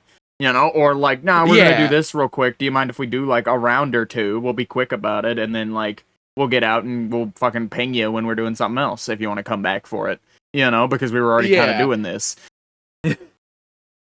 And like I think that's the issue, is these people who bring up this friend slop, the conceit of it is literally just they're the people who are going to piss and moan about every fucking game you bring up. And it's like, dude, I just want to like fuck around, dude. I don't care that you don't like the fact that all of the content comes from us screaming and having a good time. We're screaming and having a good time.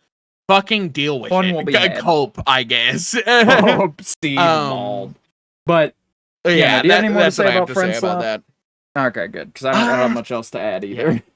I will add that something we should cover this week. I'm actually having to be choosy a little bit about my topics here. But something we should definitely cover this week is a news item about how Hytale, the Minecraft, I want to say the word knockoff. I know some audience members will get real mad at me for my thoughts on Hytale. Hytale got canceled. Yeah. And I want to say to all the wonderful people at Hypixel Games and at Riot Games that believed in this project and worked on this project and put their like blood into it and loved it, good for you. However, this game was never going to go anywhere. This game was never going to release. I could have told you that from before the trailer was out for it. And I could definitely have told you that weeks ahead of them announcing it, for the simple fact that the last thing we heard before, hey guys, the game is canceled, is, hey guys, we swear our game is coming soon, look at our trailer, in 2019. Yeah. So, like, this game was in development for like 8 years. And you have a good amount to say? I'll let you go first, because my opinion is pretty harsh on Hytale itself. That's why I wanted to open that way. Hytale, is... I guess we should explain what it is. It is pretty much just Hypixel in Minecraft, but they wanted to make a game that was more built for the games that they put on. Well, from what I understand. No. The game is... It's supposed to be a sandbox like Minecraft. It's supposed to be better Minecraft. That was their pitch, is that Mojang is fucking lazy, and the game isn't really going the direction we want. And so we're going to make a game that listens to the fans and gives everybody what they want and adds all the cool stuff and is perfect in every way. Whereas Minecraft fucking sucks and doesn't get updates. So here it is. Here's our game. Here's our Minecraft clone. I swear we'll be done with it soon. And then they just like never released it because now that they've canceled it, all the Hytale fans who before this were like, oh man, you guys are really gonna be sorry when Hytale comes out and kills your game. You know, you're gonna be real sorry when Hytale comes out and murders Minecraft in the street with its numbers. You know, because it'll be such a better game. Have pivoted to, I'm sorry Hytale didn't come out. It really would have. I bet now that it's not coming out, that Mojang's gonna go back to being fucking lazy again. And it's like, dude, do you think they ever cared about Hypixel going out on their own to ape their game and make a cheap knockoff, frankly? The only reason you care is because the version of this game that you can play only exists in your imagination, where you can pretend it's the perfect version of the game they advertised to you. Like, even if they added everything they intended to add and made their perfect version of the game, you probably still wouldn't like it. You know? And it would still be a weaker product. I'm 100% certain of that. Because this is coming from a dev team also that decided, 7 years into development, we're going to change the engine. We're going to completely rewrite the engine now. Even though we have a working build of the game we can put out. And so, that's why it went nowhere. There were perfectionists who couldn't settle in on anything until eventually they went, yeah, guys, we can't fucking do this. Goodbye. And left. These guys never had a hope of making a game that would have been anything to anybody. So now people are gathering. A lot of Hytale fans are gathering going, please make it open source. Just now that the company's defunct and nobody technically owns the property, just release it so that the developer's time wasn't wasted. So that all the people who worked on making this thing haven't wasted their time making it because, at least their work can be appreciated, and if it's open source, then it can be Minecraft, but made by the people for the people. And then maybe it could be this big awesome thing. That could be cool. Yeah. An open source Minecraft could be the only way that they kill Minecraft, I think. I think that could be the only way they do it. But I don't think that that's gonna happen, and the version of Hytale that we get, if that's the case, wouldn't have been the version of Hytale they've been selling you. So why are these people so dead set on a game that has never existed, will never exist in its state that you were advertised, and that some of you spent money on? Anyway. For merch. A game they sold merch of before the game was even playable. Anyway, I digress. Yeah. Take your turn, Jed. Take the talking pillow from me. I can't stay on this subject. Yeah, you foul motherfucker. I've got the talking pillow now. You're right. But I think that the biggest issue with Hytale is that I think it was DOA. I think it was dead on arrival, simply because if you start with the conceit of something that is, hey, this thing sucks, I can do it better, it will never be as good as it could be. If you came into it and went, hey, I want to make something like Minecraft, and I want to make it with specs that I really enjoy, congratulations, it's fucking out there. It's called Vintage Story. Vintage Story is the good ending of it, which is, I don't like where Minecraft is going personally for myself. I'm going to take this project that I'm developing and just kind of branch it off. And this is a separate tree branch. Mm-hmm. That's the only reason that succeeded is because that wasn't even born out of I don't like where Minecraft's headed. It was, I don't like how limited I am in the Minecraft Java code when it comes to making my mod pack the way I want to make it. So I'm just going to branch off and develop my own engine to do it in instead from scratch. And in a coding language that I like better with less limitations. It was bred of necessity of hey, Minecraft is not a big enough tank for this fish anymore. I gotta fucking get a bigger tank, And by get a bigger tank, I mean build one, I don't know if this is mean or not, but I genuinely think that if you come into something with the conceit of negativity, it's never going to be as good as it could be. If you go into something with, it should be better than this. This is a point that I'm carrying over from parenting, actually. My one advice about parenting, which is, if you're going into it saying, I could be a better father than my dad, or I could do better than my dad, or I want to prove that, you're going in for the wrong reason. If you're ever going into something to prove something like that, I don't think it will be as good as if you actually went into it with love and care. And I genuinely think that that's why Hytale failed, is because it was built on this negative conceit. I don't know. That's pretty out there for me, at least. I'm not typically one of those people who are if you put negativity in the world, you'll get it back. But to some degree, it's true. No, yeah, it is true. I think, especially because I think about the community they built. Of all the people who did nothing, but I think in sorrow for the Hypixel Games team, and almost relief of thank God, because some of the developers on this project genuinely cared about making a better Minecraft. They genuinely just wanted to work on Minecraft or work on a similar game, and that's great for those people that were genuinely passionate about just the project in a vacuum, and its relation to other projects similar. But even if that were the case for every single developer, every single piece of marketing and and fan interaction for this has all been the fans going oh man, this is going to be so much better than Minecraft, dude. The devs will actually listen. And then when it would have inevitably come out, what would have happened would be half of the player base, or even 3/4 of the player base, or maybe all of them, would have a moment where they're like, wait a minute, this shit's no better. It's actually way worse. Like, because they built an audience off all the people who are like, I don't care if Minecraft is good. I don't care if it's going to get more content. I want it all now. I want them to be as fast as modders, where they can add it tomorrow, you know? And, like, because you've built that fan base, they would have fallen the fuck off your game in a month and a half, because it would have been starting from scratch on building a Minecraft clone. So it probably wouldn't be as feature-rich. And, like, yeah, that's what all this development time was for, to ensure that it was as feature-rich. But the thing about Minecraft that I had seen expressed by somebody on Twitter that I agree with is that, like, another game like Minecraft can't exist anyway, because, like, Minecraft was born of, like, this is some guy's Tinker Toy. This is some Swedish motherfucker's forum game that he just wanted to make one day, and then just kept adding shit to, both at request and because he wasn't bored of the project yet. You know? And so, like, no game studio who has to have a roadmap and feature sets and shit like that listed out will be able to adopt that workflow. It's just not doable. Yeah. Because there's a lot of spinning your wheels and just kind of sitting there involved in, like, that style of development, and a lot of downtime that, like, to make sure, like, that all the ideas in are, like, earnest, creative ideas that fit a singular vision, you know?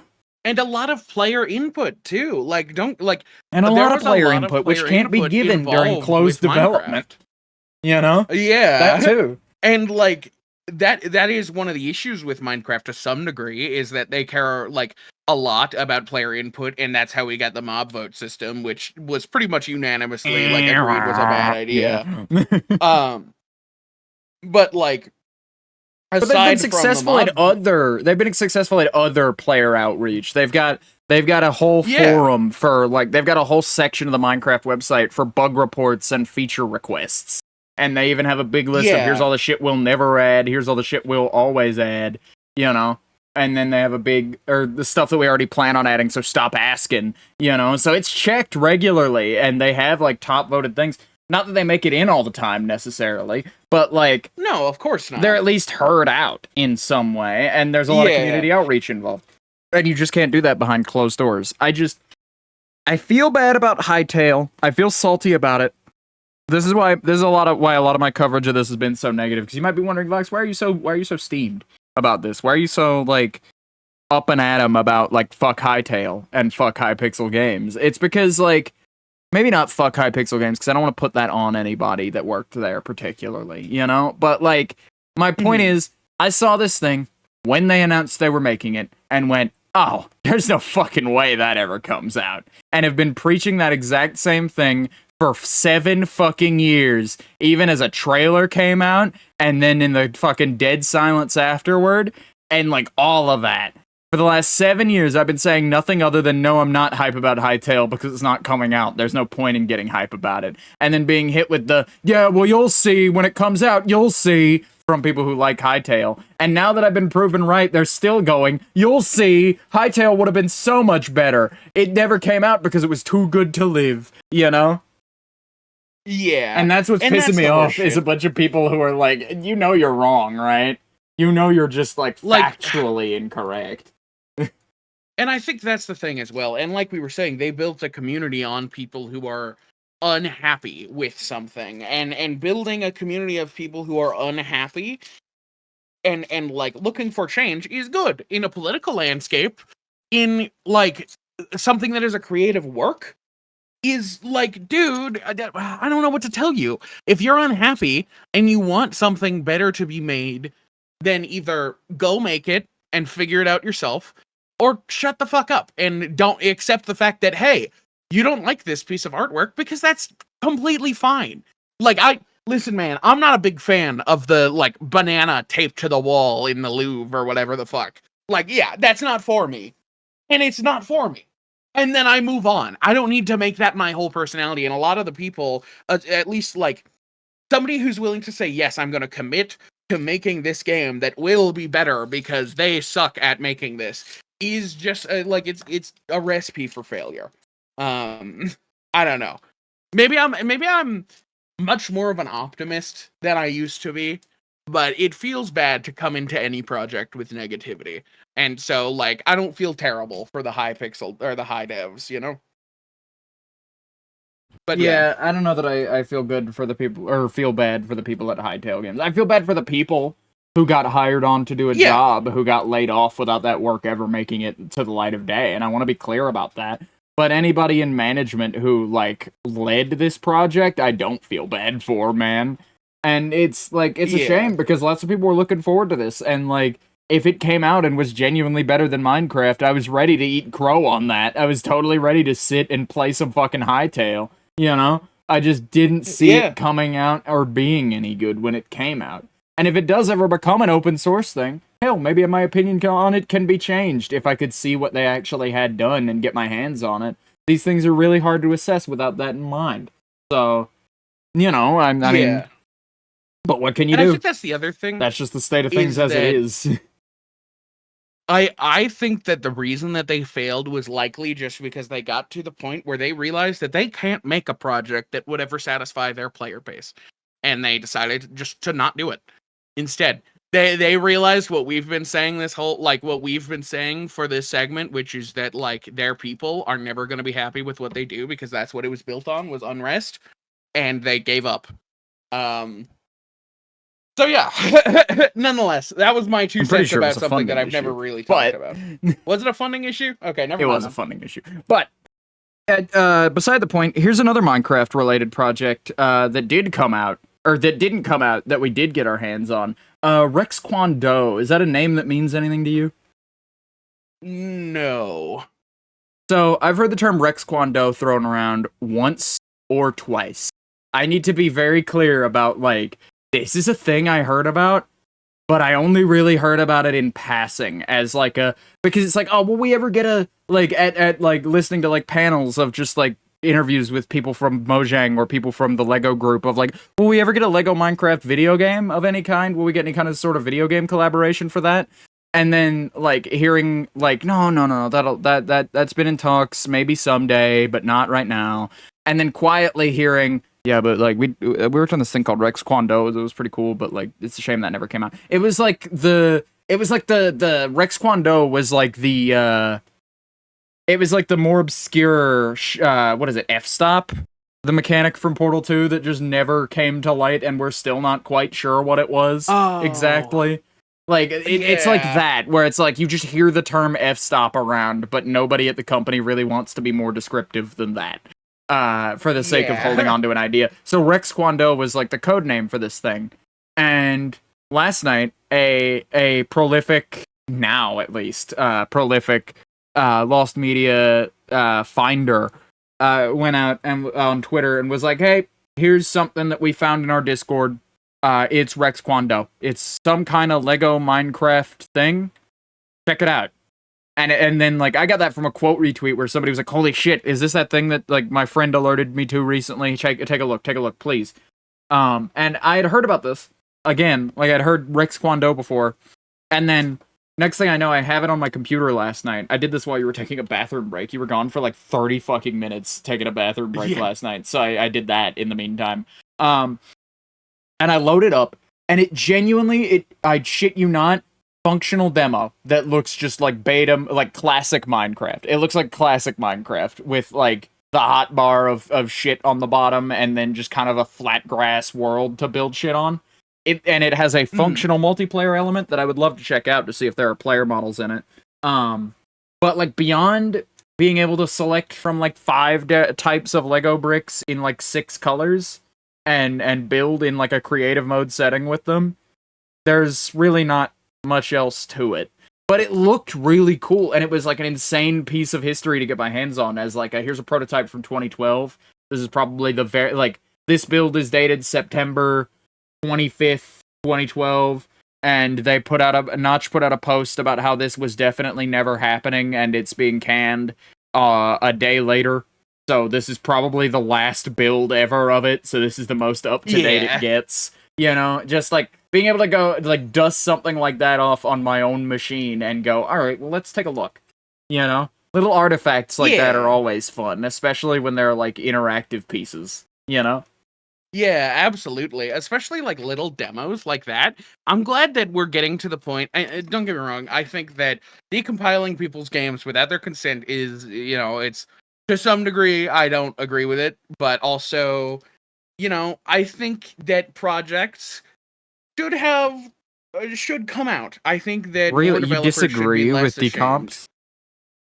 not necessarily disagree. It's just like there's to some degree some decomps that are like, I don't know, kind of I'm kind of about of just like, Like what? I remember there's discourse about it with the FNAF games. Of like because, finding secrets day those- one by data mining. You mean data mining? That makes sense. Yeah, data mining. That's what I mean. Okay, because decomps literally do only preservation. Like that's almost exclusively what they're for. Is I bought this piece of software, I'm gonna decompile it and throw it up on the Internet Archive so that it exists, in its original form as close to as possible, or on GitHub or something. Okay, yeah, no, like. I have trouble with data miners because it's like they leak shit all the time, dude. And it's like for Fortnite and shit, it's like, yeah, I would love to see what skins are coming next month. Please data mine those fuckers out of there and shoot me a rumor. But like for like a horror game or a game with a lot of Easter eggs in it, do what we used to do, man. Pick up a fucking controller and play the game hard enough to find them. How about you data mine in the game, dude? Exactly. Like digging through the files to find out how to do some obscure Easter egg is fantastic a decade after the game releases, but these days we're getting them day one. We're getting like day one data miners going, hey, did you know that at this part of the game, if you go here, and then here, a combo that you would only really figure out if you were either the developer or went down this rabbit hole yourself by playing the video game and just so happened to choose to do these things to find it organically, And it's just like, yeah, like that's cool and all for the ones that are like fucking possible. But for anything short of that, give like it's the same as like spoilers for like a movie, dude, where it's like just give people a week to see it. Give people at least a fucking week to see the thing and then like spoil it. Whereas like with game secrets, yeah, give them like a month or two.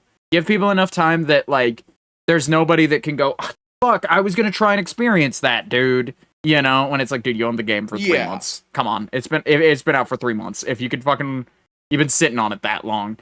People need to know what's up. But like day one, data miners can like suck when it comes to like, find my hidden secrets, And luckily, game devs like Toby Fox have found ways to like kind of subvert and like hide other shit in their games, or like hide shit well enough that data miners can't even get to it, which is awesome. I love that.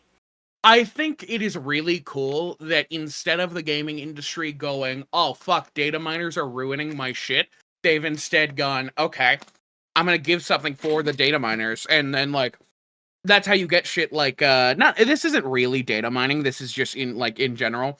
There was a FNAF fan game that had a really big speedrun community. And one of them was you could, like, break out of a gate early and then go and just, like, hit a checkpoint. And there you go. That was that. And they wanted to get rid of it from the game. And so instead of just getting rid of it, they put like a note there, which is like a, haha, nice try type of thing. And I think that's a really awesome method for getting rid of data miners, is by just like giving them different leads that mean fucking nothing inside of there, that is literally just for like, hey, this guy was an asshole in data mined, and now I get to call him an asshole data miner. I think that's a really fun deterrent, I guess. But yeah, but I'm glad we're at the point we're at with games preservation. I thought that's where you were headed. I think I'm glad that's. I'm glad. Yeah, I'm glad that that's on the rise. I'm especially glad that more initiatives have come out, like the Hightail open source thing, where it's like, at least let us have what you made. Don't sit and waste billions of dollars on something and then just shove it in a vault forever. Come on. If you can't sell it, just drop it. And I'm glad that's where we're at when it's like, nobody cares anyway, declassify all of it. Just throw it out there. Like, I'm glad that that's where we're at, pretty much. Where, like, there will always be, I'm confident in 9 out of 10 cases, there's always somebody walking out with a USB stick full of information they shouldn't have when they're on their last day on the job. even if the company's not going under, you know? With just like, oh, well, Yeah. I'm walking out of here with this and this and this, if for no other reason than I would like keepsakes of the work I made, you know, for my portfolio. Yeah. And for, if not that, then for like, I'd like to preserve it, you know? So like, I'm glad that there are, no matter how small, there is a want to preserve media. I bet the Internet Archive is real happy about that too, especially as their bills raise and raise and raise on storage costs because people need to archive their like childhood YouTube channels and shit. But no, I'd rather the Internet Archive be way too full than way too empty. I've been loving the Internet Archive lately. It's become like my favorite website to just peruse. I'm like those guys who read Wikipedia articles. Except I'll just type in keywords and, like, read old newspapers and, like, filings and documents and fucking movies and shit that way. Like, it's such a, like, if... I'm starting to get to the point where I'm cutting streaming services. I haven't talked about this much on the show. Mm-hmm. But I've gotten to the point where I do a little sneaky piracy every now and again, or alternatively, I go on the Internet Archive. Or I buy it. Yeah. Those are the three ways that I enjoy things these days. I refuse to subscribe anymore. Unless it's for, like, an independent. Yeah. If I'm, like, subbing to, like, a Patreon or a YouTube membership or something, or a Ko-fi page, that's different. But, like, I will not give a company more of my money not to own a thing anymore. That is just a hard line I've drawn. Of, like, if I can't own it forever, you're not getting my money for it. Like, if I don't get a product out of this, then fuck you. You know, and like, I'm just starting to adopt that more, and I'm really liking where I'm at with that. I'm really liking how easy that's become in the modern landscape. More streaming services. This is really weird, but we were talking about Fortnite earlier. I don't know. More we can go there. Services should be like Fortnite, because Fortnite does have a subscription service, which is their Fortnite crew. But the whole conceit of it is that you pay $10 a month, and then you get every battle pass on there and some extra V-Bucks. So you get. You get 1,000 V-Bucks and 4 different battle passes, which altogether cost you about $40 for $11 a month or $12 a month. With the exception that when the month is up, if you don't pay another $12, you're out those battle passes. But you can finish all those passes within a month. But also the changeover is, since the billing is monthly, if the battle pass is about to end, you will still get a month's worth of battle pass one way or the other through, oh, this one is ending, and then I've got 3 weeks left on my subscription, which means I get the first 3 weeks of the next battle pass. You know, so I still have plenty of time to get the content in that one. So it's not like you're gonna get fucked like you used to, where it's like, I just bought the battle pass? What do you mean there's only one more week left this season? Oh, fuck. You know? Yeah. And I think that the funny part is that they have a really good subscription service because you get something out of it. I think there should be more things that you get from having a streaming service. You should get something physically out of paying for something to some degree. I think it's kind of stupid that we've like devolved to, we just get the concept of like, you can watch this for however long we decide to let you watch this, you know? Yeah, I think that's like a big thing for me is I own almost nothing at this stage. And so it's like, dude, I would like to begin just owning things. And that's all because of streaming services, you know? So I would like to begin just owning all of my media. You know, I'd like to have it all on a shelf. I'd like to be able to walk over to a big shelf of content, pick something up, and be able to know that when I put it back down, if I want to watch it again in a year, it's not magically going to disappear off my shelf due to some rights issue. It'll be right there. Exactly. And I'll be able to come back to it for the $40 I spent on that Blu-ray one time. You know? And I think every day piracy becomes more and more moral. And not to say that piracy was ever really immoral. If you were a kid in the 2000s pirating like an indie game, don't pirate indie things. Don't give money to the people who create the art that you enjoy. But when it comes to the point of these days where it's like, this is only available on streaming services. Yeah, you could buy it for $20, but the Blu-ray, it costs the same amount for the fucking Blu-ray. So if I'm paying for like 6 or 7 streaming services, they've already been paid. They aren't paid per stream that they get. I'm pretty sure. I'm pretty sure that they get paid for like, hey, we're gonna have you on our service for 2 years. That's gonna be your contract. Here's how much we'll give you for these 2 years. There you go. I don't feel as bad about it because they're already getting fucking paid. Yeah. I think that the way I'm going to probably do brand new media from now on is by buying the Blu-ray on Amazon that comes with the digital code for, like, Prime. Where Yeah. Prime will just give you the movie, too. So you just own it in a Prime library and own it physically at, like, no extra charge. You know? I think that's the way I'm going to start buying my media. So that I can sit down and I can watch my movie right fucking now if it's, like, a movie I want to financially support. You know? And I can sit down, and it allows me to be more consumer conscious of just like, well, I want to go see the new Glup Shido movie, but I heard the director say some really mean things about like a political issue that I care about. So I'm not gonna go give him $5, $7, $10 on a streaming service or on at the theater or anything like that. I'm gonna just fucking pirate it. I'm just gonna gonna watch it and enjoy the media, separate the art from the artist financially. You know? I feel like financials and like is the only thing that keeps me from doing the separate the art from the artist thing where it's like, no, yeah, I could totally see myself enjoying something with a horrid creator, given that I'm able to pirate every part of it. Oh wow, Jed, wow, you're just having a real audio episode today, aren't you? Oh, am I being a dickhead? I'm so sorry. Yeah, like, you've been, like, I swear I've heard you, like, moving in and then away from your mic and leaning away and doing shit with your hands and fucking leaning in to have my audio come back to me. This is, like, an unlistenable episode we've made today. I'm really gonna have to work on it. I'm so sorry. It's okay, because my mic arm is hanging on its last leg. My mic arm has been broken for 3 months. It has been sitting inside of like a pin system for like 3 months. Okay, mic arms are $20, man. You can go to Walmart and get one. You can go to Walmart and get one. That's how accessible these fucking things are. It's hard when this one works. What's hard? It doesn't work. You said it's been holding together with a pin for months. You've had so many opportunities to, like, I don't. I'm more shocked that you haven't been fed up enough with this shit to go and buy one.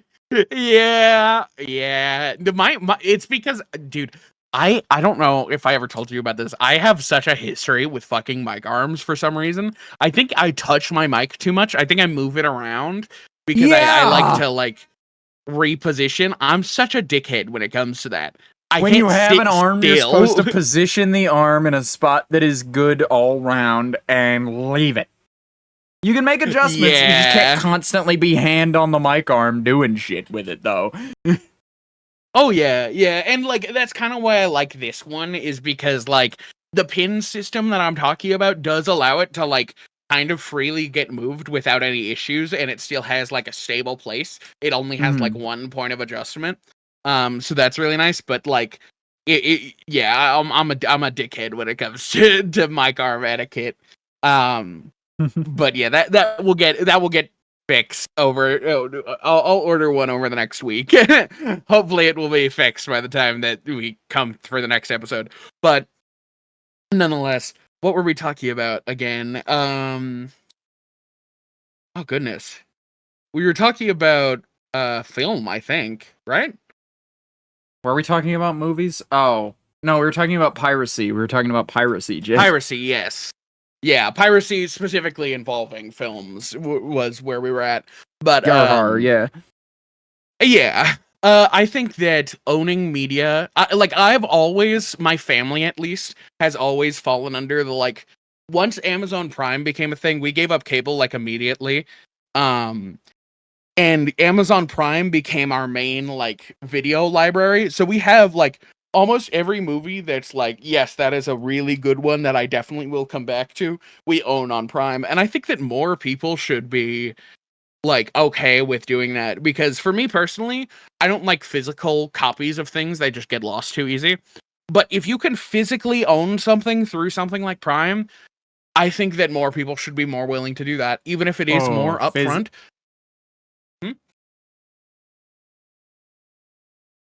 I was talking about buying the digital copies because you get a DVD with them. I'm not. Yeah, I know. I think if you buy a video file, I think if you purchase an MP4, you're a loser.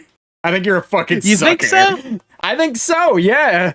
With the exception of like independent content, if you're paying a company for like access to an MP4, because that's not a Plex server, Jed. If they decide to stop hosting Amazon Prime movies or pull it from the service, even for like, they're illegally allowed to take those away from you.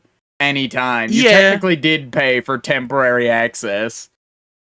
That is true. I think that I would argue that you should, with your purchases, buying the digital copy, if you're gonna do that, you should also, you should be spending the money for peace of mind and then grabbing, a clean rip of it in, 4K and putting it on a personal Plex server.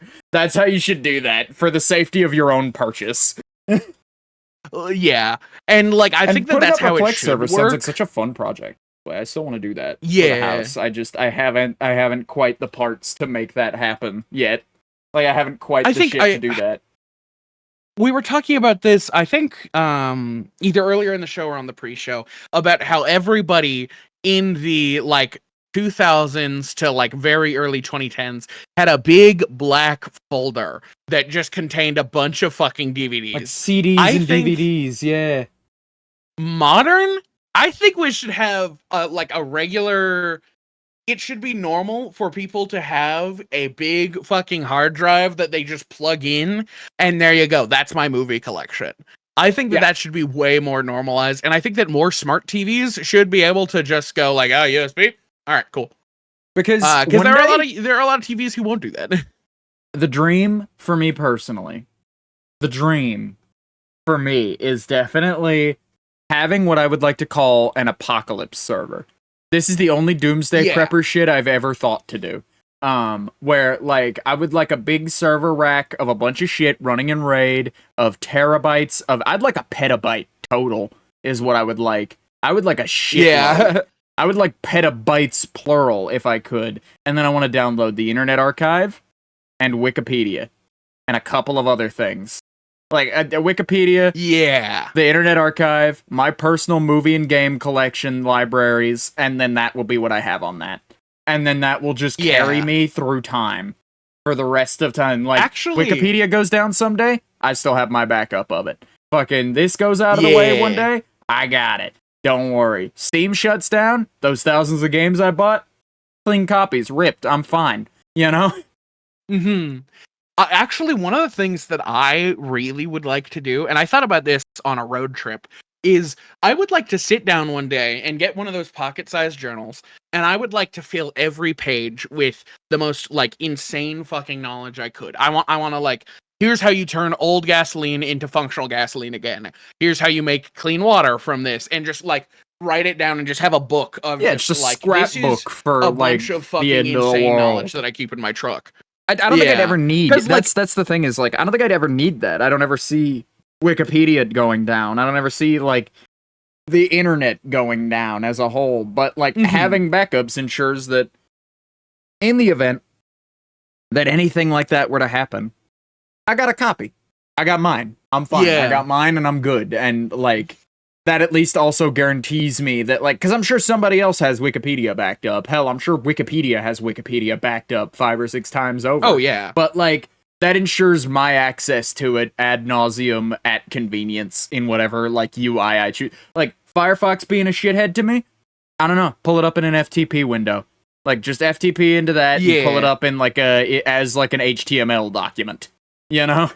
Because, this idea stemmed from my stepdad, who was he was talking about it, and he was what he wants to do. He wants to get a Kindle, a good Kindle that can take one of those micro paper ones, or one of those paper page ones, one of those paper ones. Because I want one of those. And then he wants to take I can't read off a screen. Terabytes. Yeah, he wants to take terabytes worth of books and download them all. He wants to have every important book ever, the That's Bible, so feasible. Text every encyclopedia, all of that. I know, and he was of course he knows that because he's a software. Yeah. Every book is a couple of megabytes, so that's achievable on a terabyte SD card. Getting all the books you could ever care about. I think that's really fucking awesome. Is having something that is yep, this is mine. Nothing can happen to it. This is mine. And I've actually been getting into that with my new PC, where it's I have an extra drive on here that is literally just going to turn into this is where I keep everything ever. Every episode of Vox Jed Fight About It is eventually going to end up on that drive, I'm pretty sure. I just, that is something that I want to have, is I want to download as much of everything and keep it in this is a good copy of everything. And I don't know why. Maybe it's nostalgic. Maybe it's a preservation thing. But I don't know. Maybe I'm a weirdo. Because I like to have copies too. I like to keep copies. I'm a big like hoarder of data in that way. I've just never had the storage space to hoard it to the degree I would like. You know? Yeah, because like that was the thing that I sat on when I got my new computer is that like I'm a data hoarder as well. But my old PC, I was a data hoarder in the sense that I've already told this anecdote where I would just get my hands on fucking any hard drive I could get and throw it into my computer because I figured out, holy shit, SATA drives are universal. Like, dude, you rip open a VCR, that's gonna be a SATA drive. You rip open an Xbox, that's gonna be a SATA drive. And guess what? It all plugs and plays into your computer. And I was fucking fascinated by that. So I tore up my old Xbox, I tore up an old VCR we had, and I just had like 5.5 terabytes worth of data across like 6 or 7 different, like the worst hard drives ever. So when I got my new PC, I was like, is that something I want to do? Why didn't I use it for more preservation prior? Because it was too much spread across. I wouldn't want to have like 3 or 6 different drives with these on them. So I got one big 6 terabyte drive, and then I've got 1 terabyte hard drive, which is going to be like my fucking in case of emergency hard drive. I'm going to put it in like a fireproof case or something so that it's like, yeah, that has all of my personal information on there. There you go. Good to go. And then that one has everything that I want preserved. I think preserving information is really cool personally. But maybe we're just nerds. Or maybe we are just nerds about data preservation, and that's just our fault. But I'm glad we share that proclivity, because like if I had to live with somebody who didn't understand that, I'm just like, no, don't fucking put random bullshit on that drive, dude. Leave it alone. Leave that one. Don't fucking wipe one of these. They're important. You know? Yeah, exactly. Because like, especially with my last computer too, it was so disorganized that getting an opportunity to organize it has made it so much more intriguing to me. Ooh, yeah, being able to like operate on that level of like, oh man, I know where everything is and I know how to get to it is amazing. That shit is great. You're absolutely right, because we're on that same footing now with like, dude, I've organized it all. I've taken the effort to actually put it into folders and like, you know, that way it's like a hierarchy that can be accessed properly. And some of it's extraneous, but like, sure. But there are already like future-proof spots for other stuff that I might want to do every time. I'm future-proofing when I put a file system together, and that's great. Exactly.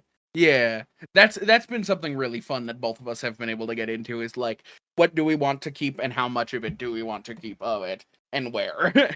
Yeah, I'm thinking that might be my next major expense, is genuinely just getting a cheap little device to run a Plex server on, like a little $100 something or other that can have a drive slotted into it, and then just fucking slot that spare terabyte M.2 I've got into it, and then fucking like load that thing up with everything as a Plex server, and then access it.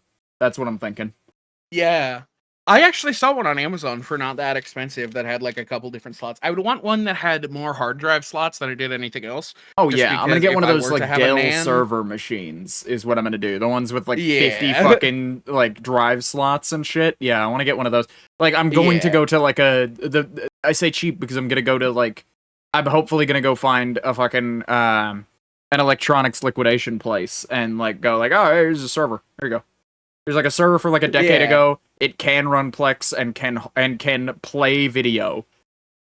There you go. That's really all it needs to be capable of, is like shooting a video file over an FTP server. Yeah. I don't know. It's I think data preservation has become less important to the populace, and as it has, it's become more important to me personally. Because like people seem just okay with letting things die these days. And I don't know. That's something from the early days of the internet that I think we should continue to carry forward. Is that idea that everything that's on here should be on here forever. And even if that means that, when you said the N-word one time on Twitter when you were a kid, that's gonna be there forever. Sorry. Hypothetical you. Let's be clear that we're talking about a hypothetical person here, and you're not going you, the other person in the room who said the N-word on Twitter. No, Jesus Christ, Jed. No, Jesus. Please. Don't put that shit on me. Yeah, I'm so sorry. I didn't even consider it, because that wouldn't even, like, cross my mind. The royal the idea of this character You just said who did you say don't that. understand. Yeah. You know, like when you put on Twitter that you did this, you went, no. You know, like that time that you put on Twitter the N-word. That is what you said, word for word. It's like, dude, I need to clarify. I have never done that. I have never done that. Yeah. No.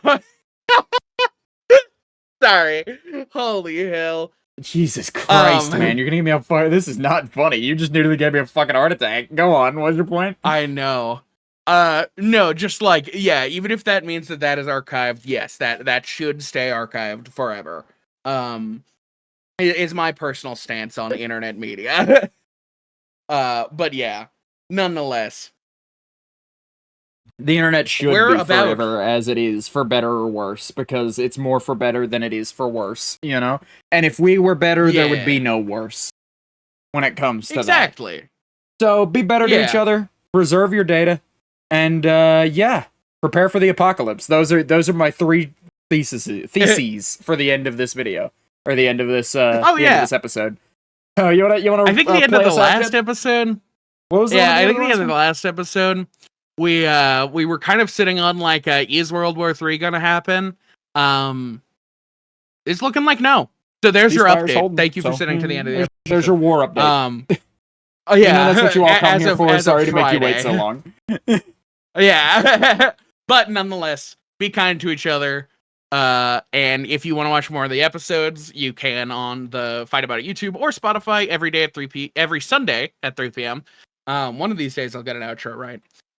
Other than that, you could check us out via our card page with the hosts, and you can check out our other content. And yeah, I think that's been episode 54 of Vox Jed Fight About It. We have a Thank you guys for tuning in. But yeah, that's been the episode. Oh yeah. Holy hell, I forgot to talk about that. Goodbye. Bye.